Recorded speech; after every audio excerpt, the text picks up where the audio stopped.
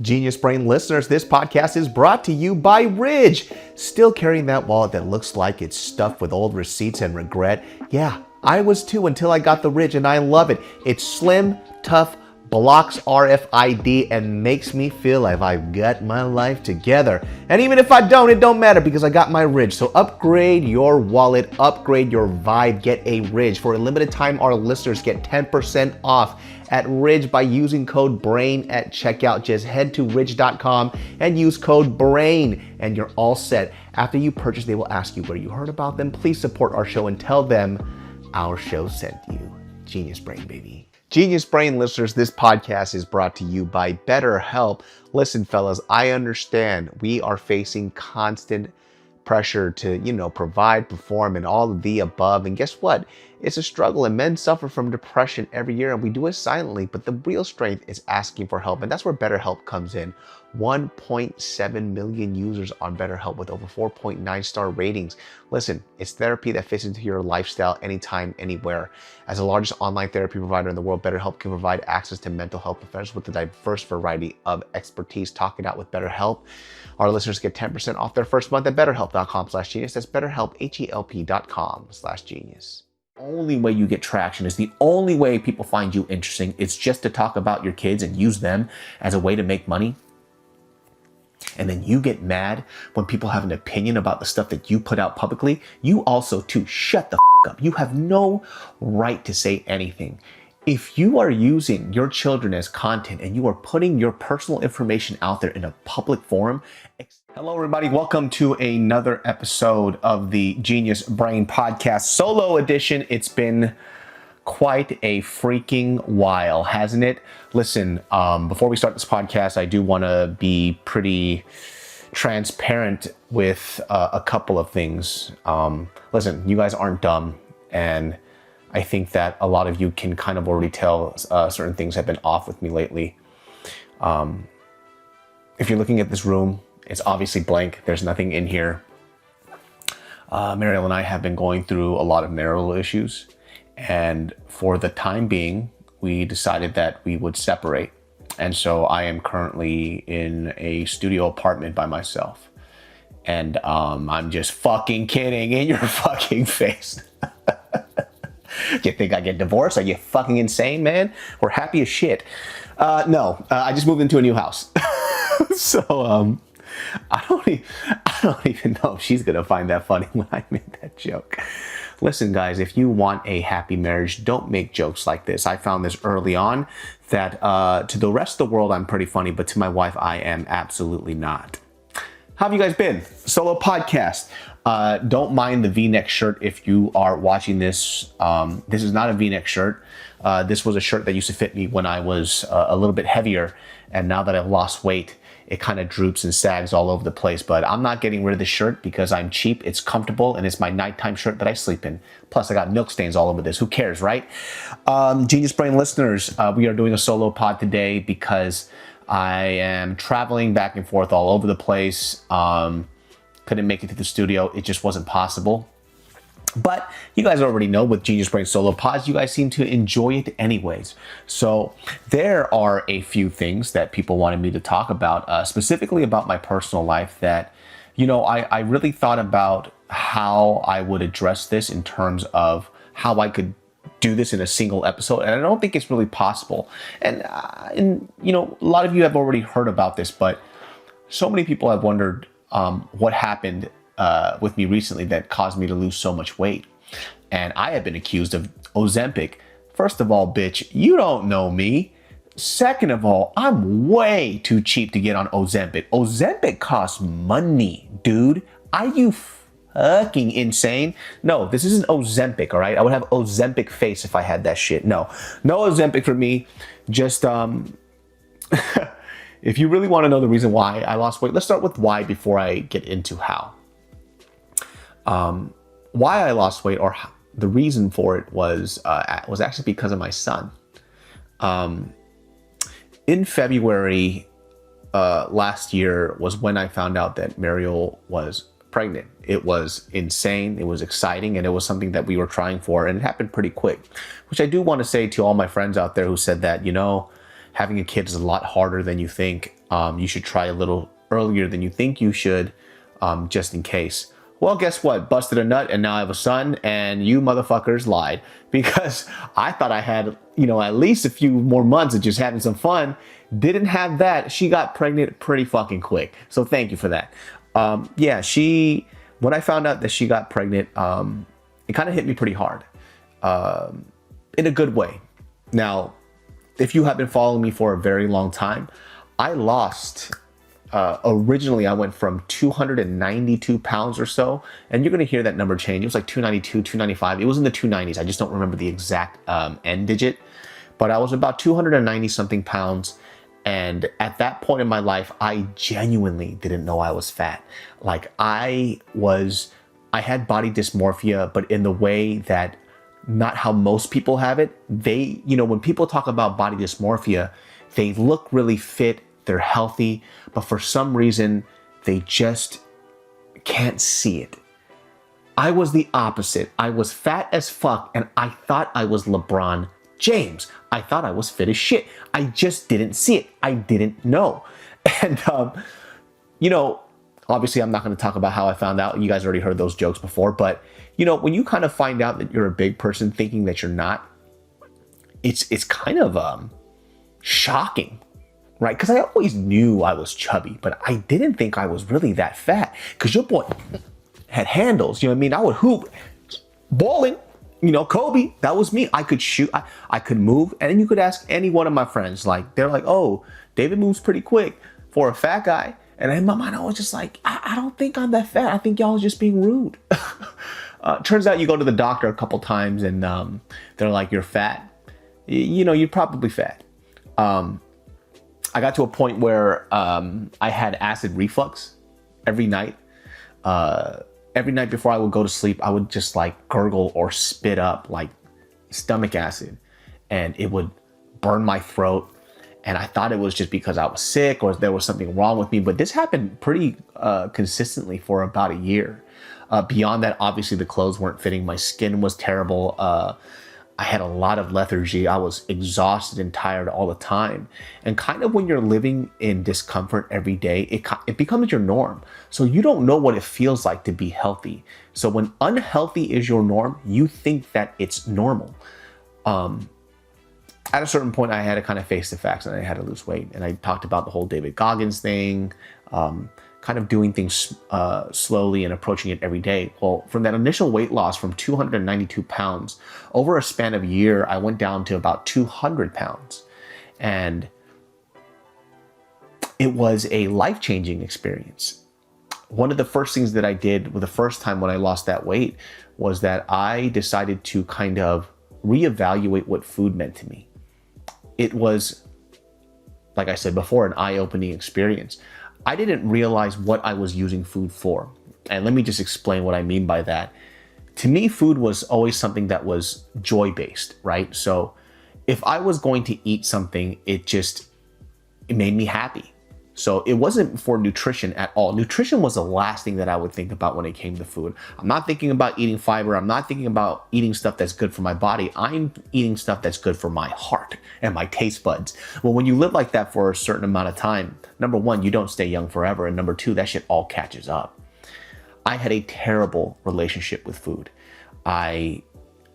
Let me break down what I would eat, right? And I had this app called MyFitnessPal for the longest time, and I could go back and see what I was tracking in there. And I used to have this profile on MyFitnessPal called Funny Fat Fit, so Triple F Comedy. And when I went on there, I would track my food.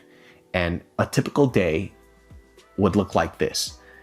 Here's just an example, and I remember this because it was so shocking to me when I went and I looked back at what I was eating. In the morning, I would wake up, I would eat a Shin Ramyeon Black, right? One of my favorite Korean ramyuns. In that ramyun, by the way, I would have two. Two of those, I would crack a couple of eggs, a whole bunch of green onions, American cheese melted into it, and I would put Spam or ham in it, and then I would eat that with kimchi. That shit sounds so fucking good right now. Anyways, that would be my breakfast alone. And that alone was probably was 1,000 calories. Then for lunch, I would go eat at this joint called Kasen Pie. I would get their spamwich, eat whatever there. Dinner time, I ate Korean barbecue, all you can eat, of course. And then after we would get done drinking, I would go and eat tacos. I would eat like 7 or 8 tacos from this joint called Avenue 26. In that day alone, whether I ate light the next day, it didn't really matter. I ate a total of like 6,000, 5,000 calories. It was something absolutely ridiculous. And you know, when you first start tracking food, you just have to track honestly so you could see where you're at. And I was shocked at how much I was eating. I had no idea. Well, when I lost the first 92 pounds or so, I kind of stayed not as thin as I was, but I got pretty thin. And then I gained back about another 20 pounds or so, right? So I was floating around like 220, 225 pounds. In February anyways, I was 225 or 227 pounds. And to me, in my mind, I wasn't as big as I was before. So I was still fit. I was still healthy. That wasn't the case, right? As I get older, I'm at 37 right now. All the injuries that I've had, all the sports injuries, the kickboxing injuries, they all catch up. And specifically, it's tied to how I feel because of the things that I eat and my health. Thinking about my son, I decided that I want to be a father who, if I am to tell my son what to do, that I should be the first person to do it. And I know that there's a saying, right? Do as I say, do as you're told, not as I do, which I get, right? It's an obedience thing. But for me, I just don't want to be a hypocrite. I don't want to teach my son about healthy foods. I don't want to give him healthy foods when I can't do it myself. So it started with me. And listen, before I had this conversation with other friends, a lot of people didn't believe me. They're like, dude, when Mariel's pregnant, you're going to want to eat everything that she's eating. You're going to want to do everything that she does, and you're not going to lose weight. You'll probably gain weight.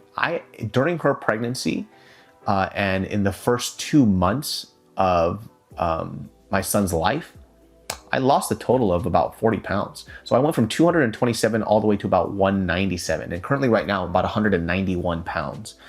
I lost a lot of weight.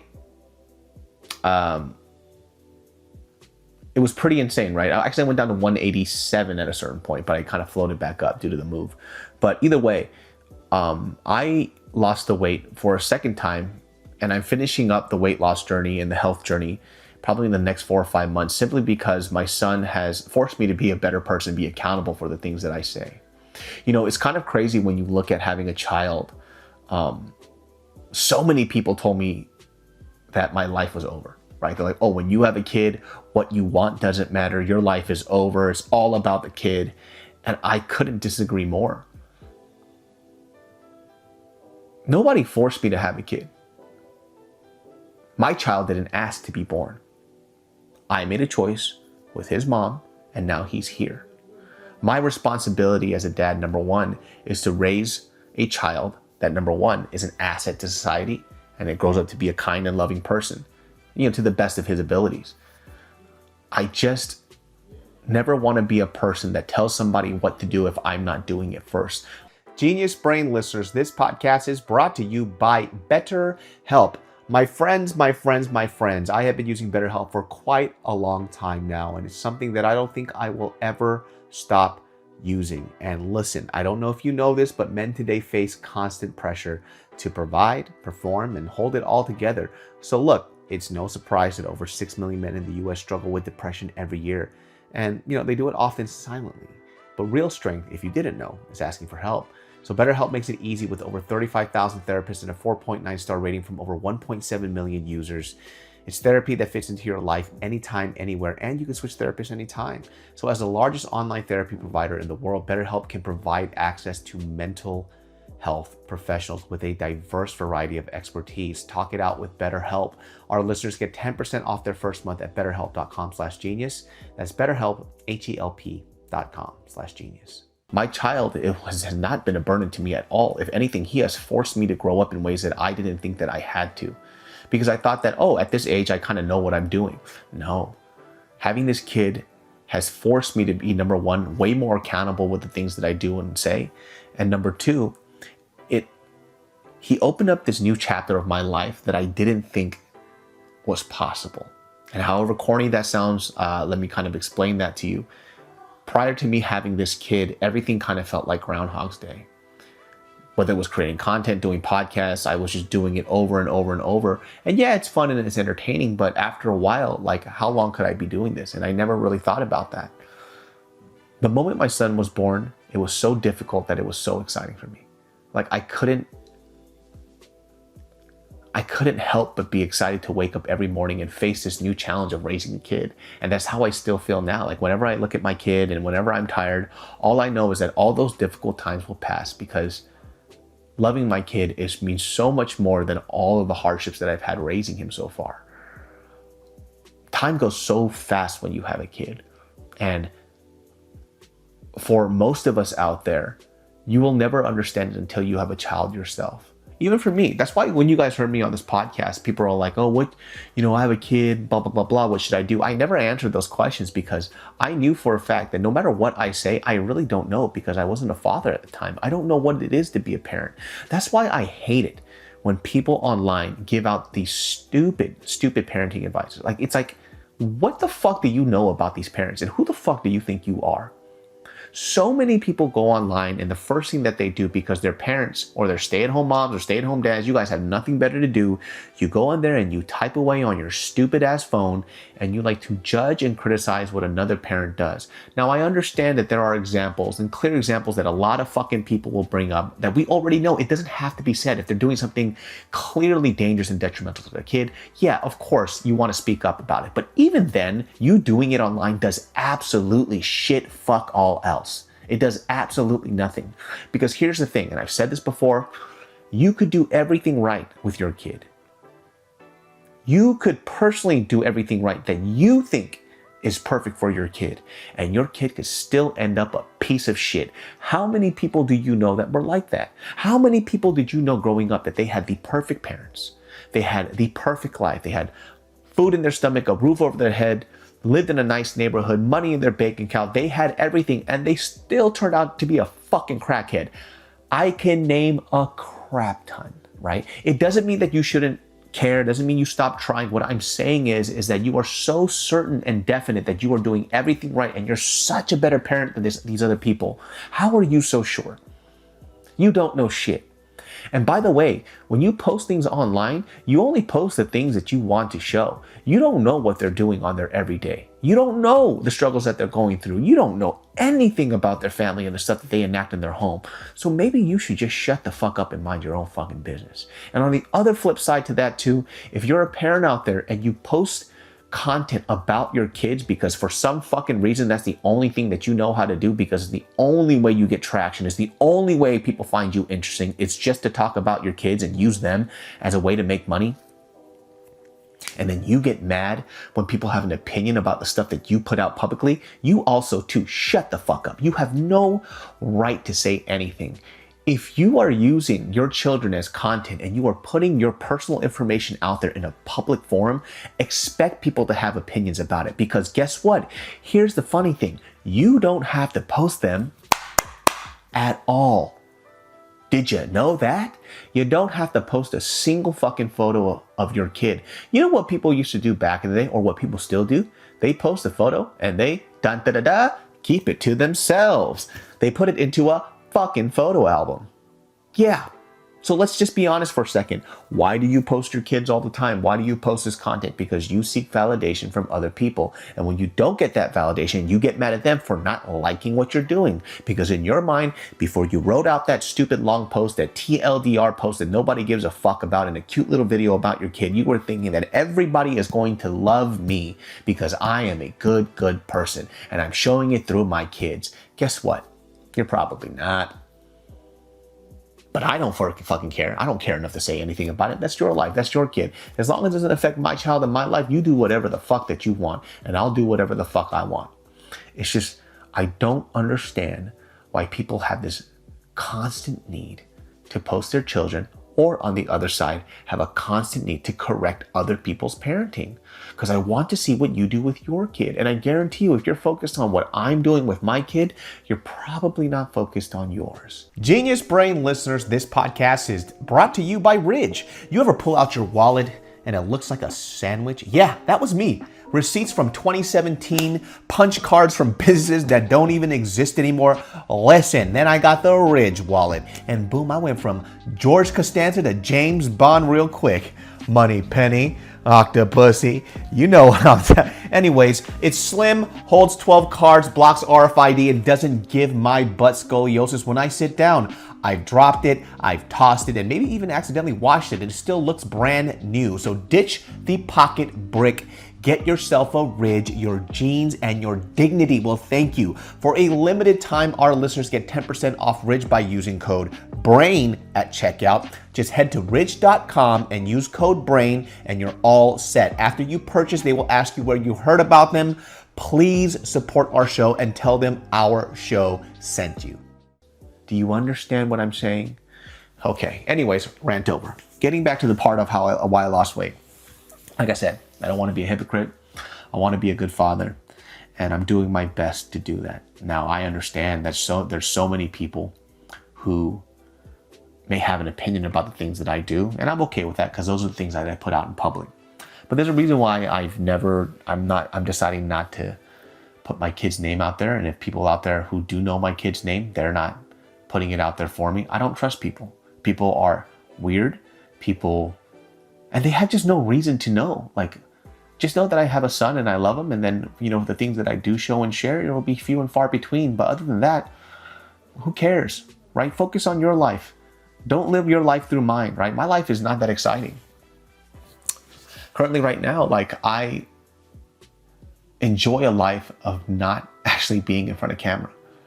I enjoy doing camera stuff because I like creating on this space, right? I just recently opened up a food Instagram that I don't really care about. And what I mean by not care about is not that I don't care about the page. I don't care to put out perfect content anymore.